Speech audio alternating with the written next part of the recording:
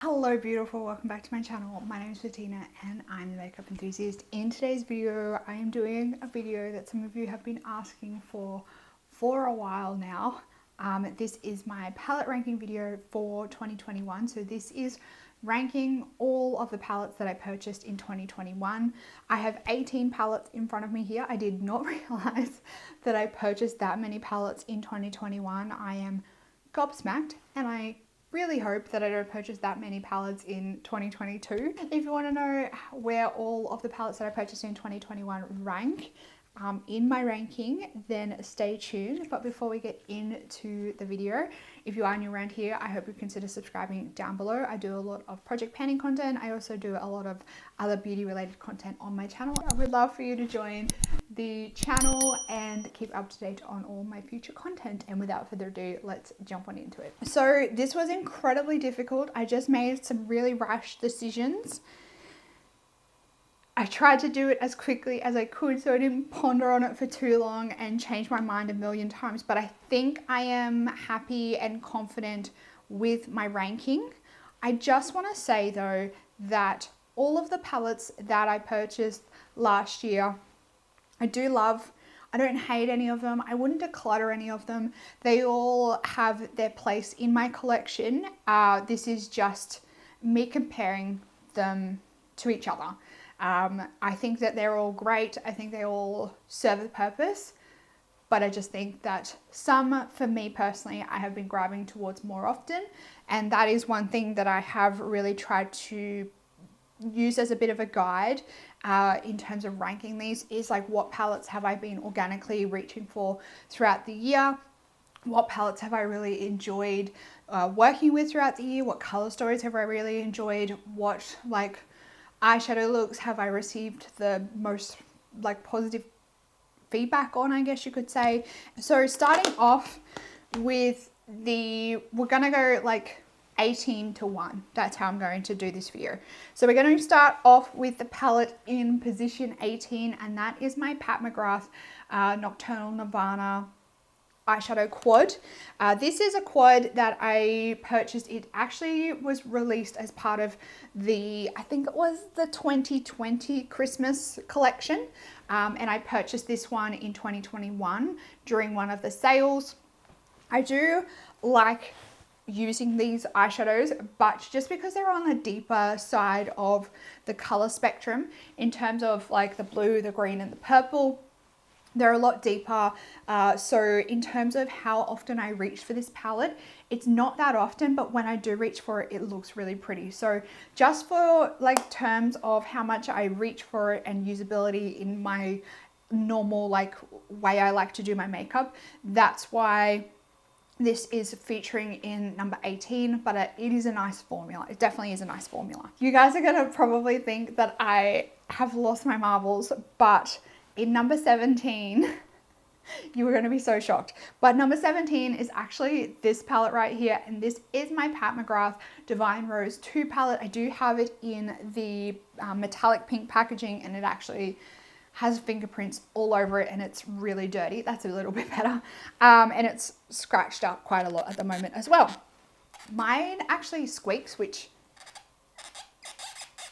really annoys me. The fact that I paid so much money for a squeaky palette. But anyway, again, this palette it's just not one that I have been reaching for a lot this year. I got really excited to get it into my collection, and when I first got it, I used it a little bit, but nothing really blew my socks off, and I didn't organically reach back for it. I wasn't excited to use it a lot after initially getting it. I do really need to put this into like maybe a monthly rotation just to give it a little bit more love. But at the moment, it's just not one that I really get all that excited for grabbing for. As I said, you're probably all gonna think that I have absolute rocks in my head putting this as number 17. But in terms of this, comparing it to all my other palettes that I got last year, like this just doesn't get me as excited as the other palettes. In next position, number 16 is this palette here. This is from Wayne Goss, and this is the Luxury Eye Palette in Pearl. Now, let me, I don't know why I have so much trouble opening these palettes. This is what it looks like here. So Again, this is another one that has a really nice formula, but in terms of how I like to wear my eyeshadows and like my preferred colors on my coloring, these pink tones I just don't prefer to wear on myself. I have recently been gifted the Tourmaline palette, and I am currently like making my mind up about that palette, but I think comparing that to this, that one's more up my alley than this one. But the Tourmaline palette was not released when I purchased this. This was kind of the only thing that was on offer that I really vibed with, and that didn't have the matte black in it. So I picked this one up, and I do really enjoy the formula. I think it's a fantastic formula and it blends like a dream. But in terms of like the colors that I prefer to wear on my skin tone, it's just not really something that I gravitate towards a lot. And that's why it's in number 16. I'm actually a little bit annoyed about how scratched up this packaging is. The next one is my Nomad Cosmetics. This is the Land Elders, my Nomad palette, and this was the Iceland palette. Now, Nomad Cosmetics excels when it comes to packaging. They have their palettes. Their palettes come with like these really cool imprints on them. Like, they're gone within a couple of uses, but I think they do excel when it comes to packaging. I didn't have a great experience with this palette. It is purely my own, like, what's the word? Selfishness when it comes to the fact that I want my palettes like as soon as I purchase them. But this one took a while to get to me from the brand. And by the time I actually received it in my hot little hands, they'd already released a brand new palette, and I was a bit salty by the fact that they were just releasing things so close to each other, so like back to back, and the fact that like me being a consumer hadn't even had a chance to enjoy this palette and like enjoy the hype around the palette before they were releasing another palette. So I was a little bit annoyed about that, and for that reason it took me forever. It took me forever to first dig into this palette. Don't get me wrong, when I have used this, like the looks have turned out really beautifully. The formula is gorgeous to work with, especially like these matte colors. They were really nice to work with, blended really beautifully. But just the color story is not something that I wear all that regularly. So unfortunately, she's ranking down low, but it is a beautiful palette. It's got a beautiful design. I just wish brands would not release things so back to back, or when they do release them back to back, release them at the same time. So if your consumers want to buy more than one palette, they can, and they can like save on shipping. I just hate it when essentially like your international customers have just literally received their palette and you're already releasing a new one. I just think it's a little bit rude. Next, we have another one that might shock you. Okay, this is position number 14, and we have my Be Perfect and Stacey Marie Carnival Antidote palette. Now, I love the Carnival palettes. I think that they are a great formula. I know there's some people out there that haven't enjoyed their formula as much as I have. I think they got dud palettes. I've seen a few people like swatching their palettes against their friends' palettes, and there seems to be like some discrepancies between formula production, which is super disappointing. But I did really enjoy this palette, and I did a video on this palette. I think I did like 11 or 12 looks or something like that. So I did really enjoy using this palette, and I really enjoy the color story. But in terms of like palettes that I have gone back to since purchasing them, I haven't ever, since I did those 11 looks, I haven't gone back to this palette, and I think that's a sign of like how much I like it. Comparing this palette to, for example, the what was it called? The Tahiti palette. I prefer the Tahiti palette.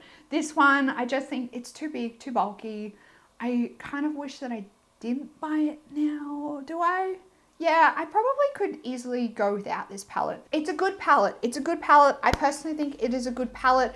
And I think when you look at the color story, me personally, I think this is a better reflection of like the expansion on the mini retro palette as opposed to the large retro palette that Natasha Denona brought out earlier or late last year. So this is what we're looking at, and I think that it's just a better expansion than what we got from the retro palette.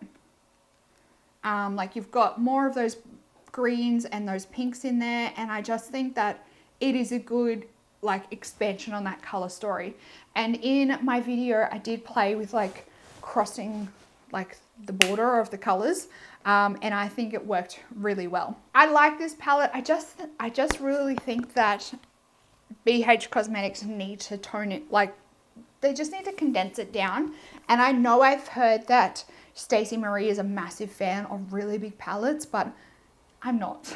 I'm not, because I have to store this on my shelf behind me here. Like I store it with my other collection of Be Perfect palettes because these do not fit in my drawers, and it's really annoying how big they are. Like it's just really awkward to try and store. Even rotating this into like my monthly makeup basket would be difficult because it's so big and there's only so much room in my daily makeup drawer. So it's just annoying how big it is. Like it's a great palette, great formula, but I just wish it was like even 1 or 2 rows less, and I think it'd be really good. The next palette is my Kaleidos Flower Punk palette. And again, this is a palette that does have a really nice formula. I enjoyed playing around with it, but I haven't grabbed for it since I purchased it. So when I compare this to my other Kaleidos palettes that I got in 2021, which I think was 4, yeah, this one's definitely on the bottom of the list of the palettes that I got last year. So, and the packaging annoys me. I'm not a big fan of this separator packaging. I know some people don't mind it, some people like it, but for me personally, I don't enjoy it. I think there are some really pretty colors in here, like the mint colors and these greens at the end here. Really pretty colors, but just not a color story that I grab for a lot. Like I said at the start of the video, I love all these palettes, but I feel like the next 12 are like the cream of the crop, and it was very, very difficult to rank these ones. Like very, very difficult. So number 12 is my Kaleidos Futurism 7. Futurism 7. Yes. Forgot about my Roman numerals there for a second. Futurism 7 Sashimi City palette. Now this palette did not come out last year, but I purchased it last year. I think these came out in 2020, but this is just such a gorgeous neutral palette, and the looks that you can create with this palette, like it's just a neutral palette. At the end of the day, it's just a neutral palette, but the looks you can create with it are so gorgeous and pretty and super flattering. The formula is super nice and easy to work with. It's really blendable. It's really blendable, and it just gives you a fantastic look on the eye. I really like this palette. I think it is a gorgeous formula. I'm a massive fan of Kaleidos, and I think that all of their products are really great. Especially, I love these little 6-pan Futurism palettes that they have. I just think that they are like fantastic little like capsule collections that they've created, and the color stories they put together with these Futurism palettes I think are really, really good. Next is a palette that definitely was not released last year or the year before. I have no idea how old this palette is, but I finally decided last year to pick this one up, and that is the Natasha Denona Gold palette. I have been thinking and pondering on this palette for a very long time. I think the one thing that always stopped me from purchasing it was just that it was so gold heavy, and I ordinarily like to go for like rose golds or more like copper colors, but ever since picking this palette up, like every time I went out like for date night or out for dinner with like hubby in 2021, I would always grab this one out, and I always loved how it looked. So I definitely think that this is a winner for me. The reason why I ranked it like lower on the list is because it is like the gold palette. I do feel like it's very kind of one note-ish in terms of other palettes that I have ranked higher, but I do really enjoy this, and I organically grab for this quite a lot. Like whenever I'm like, oh, I want like something really like kind of sexy, sultry kind of look, I grab for this palette, and you can't go wrong. Like these deeper browns in here give a gorgeous look to the eye. So that's definitely a winner. And I purchased this one at the same time as the next one. And you guys were harping on me for a very long time to pick this one up. And I finally decided last year to bite the bullet and pick it up. And I am really annoyed that I didn't listen to you guys sooner. And that is the Natasha Denona Mini Retro Palette. I really like the shimmers in this palette. I think that they are gorgeous. I love this kind of unique color story, mixing the grungy greens with the pinks. I think it's really flattering. It's a really nice color story. And as I said, the shimmers in this palette are beautiful. Next, we have another Kaleidos eyeshadow palette, and this one is the Futurism 6 Lunar Lavender palette. And oh, this palette is gorgeous. These purples in this palette are so gorgeous. And this shimmer here is stunning. I freaking love this palette. It is so pretty. And I'm really glad that I finally decided to pick this one up. I purchased this one, I believe, the same time as the Flower Punk palette and the Sashimi City. And I think I also purchased some of the lip products.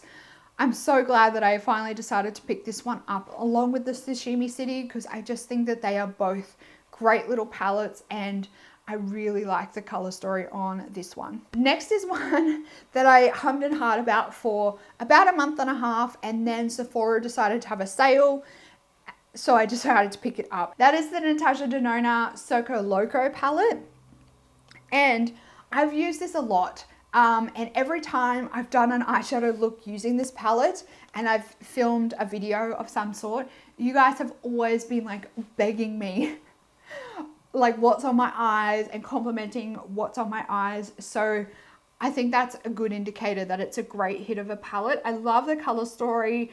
Originally, when I first saw this palette sneak peeked, I like shat all over it and I thought that it was a really jumbled like mess of an eyeshadow color story. Then I started watching a few people's reviews and seeing people's eyeshadow looks that they were creating with the palette. And I did see a few people on Instagram rearrange the palette into more of like a rainbow color story. And when I saw that on Instagram, I was sold. Like I was immediately sold. So I did pick it up in the sale. I'm very glad that I got it. I really enjoy the mix of shimmers and mattes in this palette. And I really enjoy how she's kind of paired the different like colors in the different formulas that you ordinarily wouldn't think that you should put in those formulas, if that makes sense. And I just think a lot of these colors work really well together. Now we're getting down to the pointy end of things. The next one is my Geology Cosmetics Pilbara palette, and I apologize guys, I am such a terrible Aussie. I was pronouncing this wrong the whole time. I can't believe that I didn't realize it was Pilbara instead of Pilbara. I was pronouncing it Pilbara, but it's actually Pilbara, and one of you guys corrected me. I do thank you for that, and I apologize if I insulted anyone for mispronouncing it. So this is the Pilbara palette, and it is basically like themed around different kind of geological stones. I love this palette.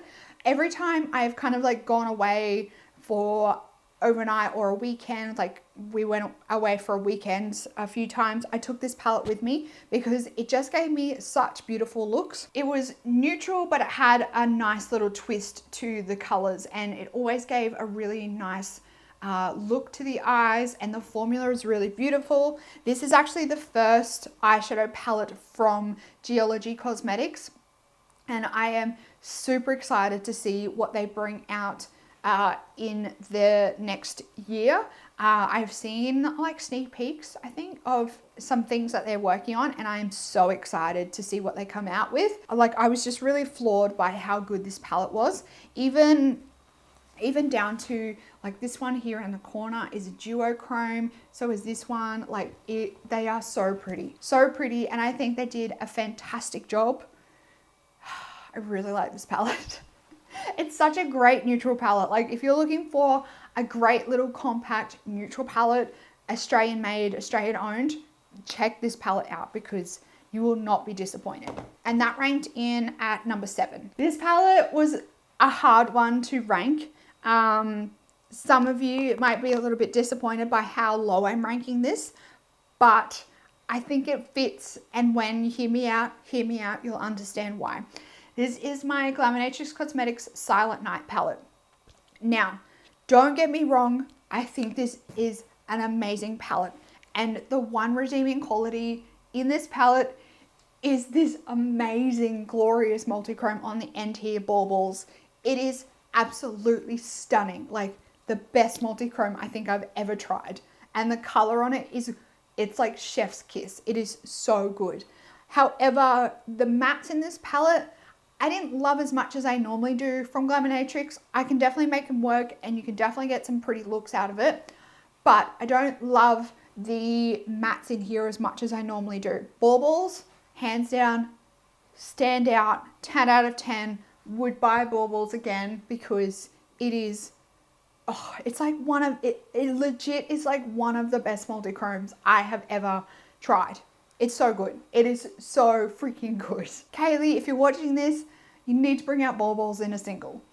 That's all I'm saying. If baubles is in a single already, then you're forgiven, but you need to bring out, baubles in a single. Next is another fun little collaboration palette that came out earlier in the year, and this is the Lethal Cosmetics and Teresa is Dead Lethal is Dead palette.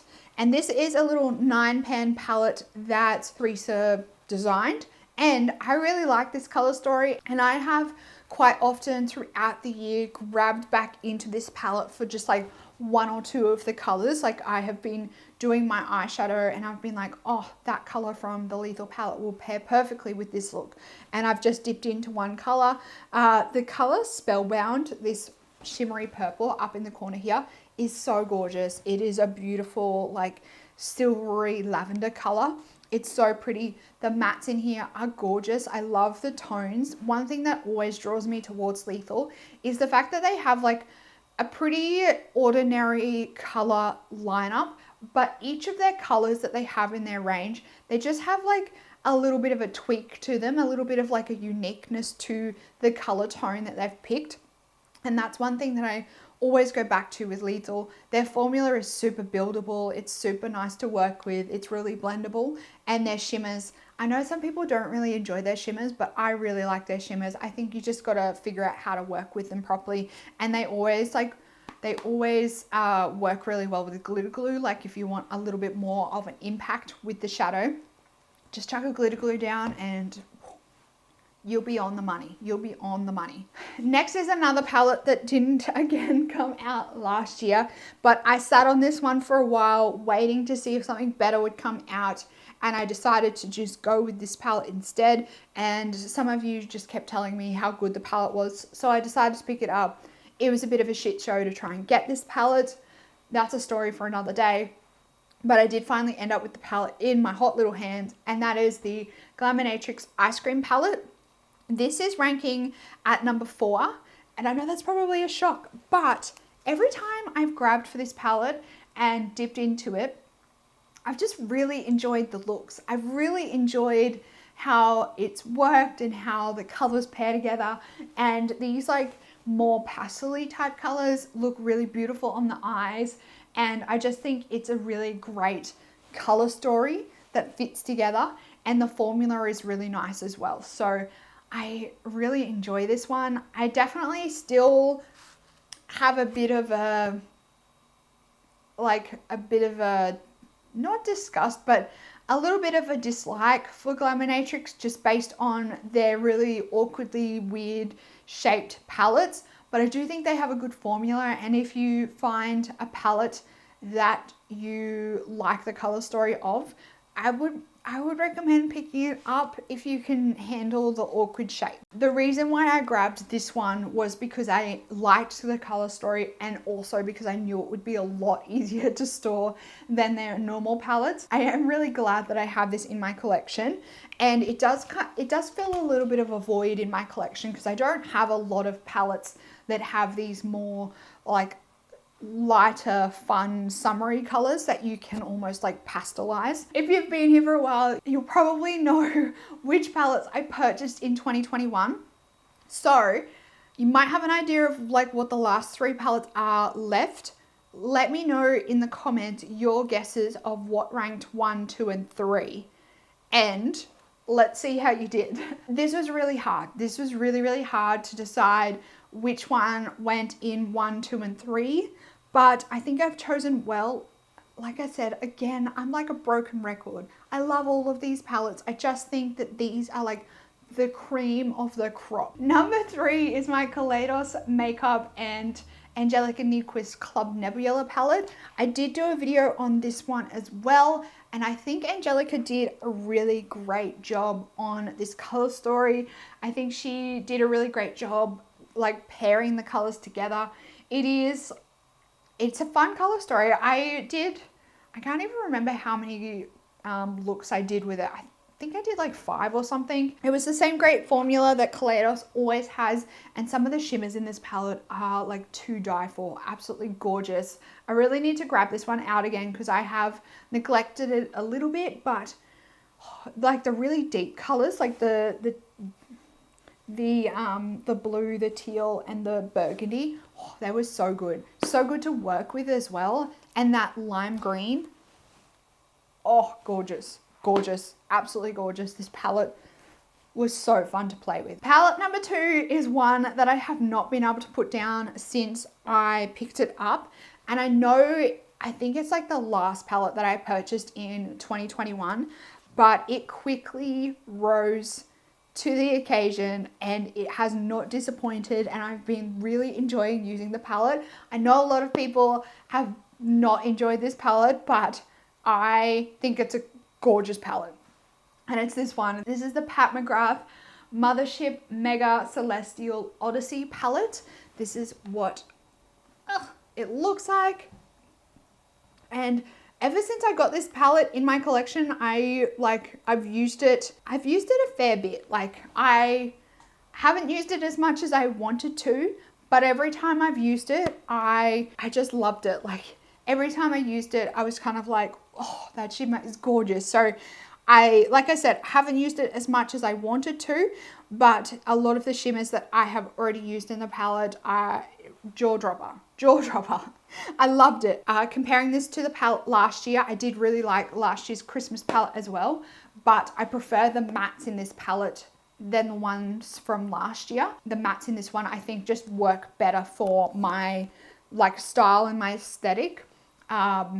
They are still very pink toned, like they're still on that pink tone spectrum like Pat McGrath does a lot, but I just think they work a little bit better for the way I like to do my makeup. And number 1 on the list goes to, drum roll please, this beauty right here. This is the Namadrix Cosmetics You Beauty palette. This palette, it has my heart. It has my heart. Like, I'm an Australian. Obviously, I'm going to love the palette that is themed around Australia and Australian slang and shit that I always say. And there are some amazing colors in here. The shimmers in here are next level. And there are also some beautiful mattes in there as well. The one down in the corner here, G'day, which is the multi-chrome. Oh my gosh, don't sleep on this palette. It is gorgeous. And you can also get an education on shit Aussies say. I love this palette. I think it's a fantastic little theme. I would really like to see Namadrix do a few more versions of this, a couple more different Australian themed palettes. I think that would be really, really fun. That is it. That is my ranking of my 18 palettes that I purchased in 2021. I really hope that this year I make things a lot easier for myself and don't purchase that many palettes. Let me know down in the comments box what your number 1 eyeshadow palette of 2021 was. Whether you have any of these palettes and how you would rank them, I would love to know down in the comments box. While you're down there, make sure you give it a big thumbs up if you did enjoy it. Also, if you are new around here and you want to keep up to date on all my beauty content and all my other Project Panic content, I hope you'd consider subscribing down below. That's it for this video, beautiful. I hope that you're having an absolutely fantastic day. I hope that you are staying safe, healthy, and looking after yourself. And I will see you in the next video. Goodbye, beautiful.